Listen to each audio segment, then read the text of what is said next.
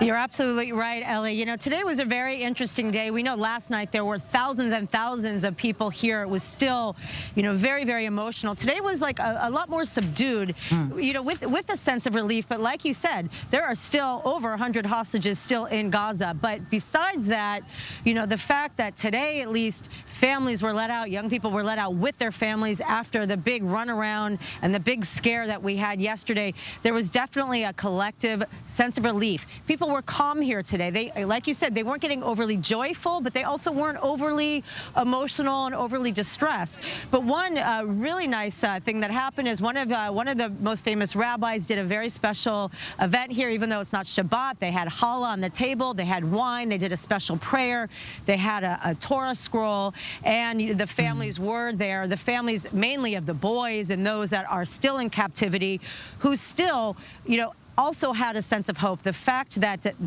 the people that have come home seem to be okay, believe it or not, does give them a little bit of solace, because we've had more than 50 days of having no idea what the hostages were going through.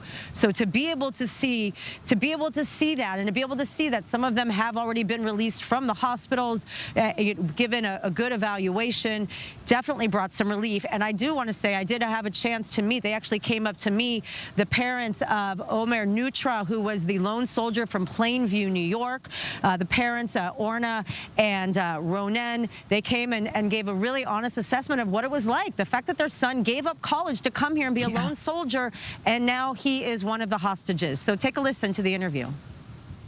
It's a roller coaster of emotions. Obviously, we're very happy that things have started to move and there's some traction, and it's amazing that the kids are out and some of the women are out, but there's still a long way to go, and you know, we're hopeful but very cautious, you know. Are you confident, given that he was trained, he's a trained soldier, that he knows how to survive? Are you hopeful that he's fine?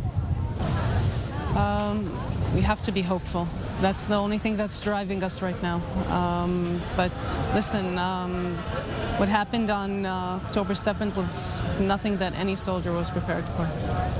So, you know. It's 51 days. It's a long time. We know our son is a strong boy. He's probably taking care of other kids around him. We're hoping that he's with his team, because if he's with his team, he's the kind of person that will comfort them and pick them up, and he'd be in a role. So we're really hoping that he's not alone and they're together, and we're going to fight until he's out. Yes, Emily, and we're now seeing on our screens images, live images from the Schneider's Children's Hospital after the helicopter landed. Now we can see the teams there, the staff, bringing out screens to allow the children some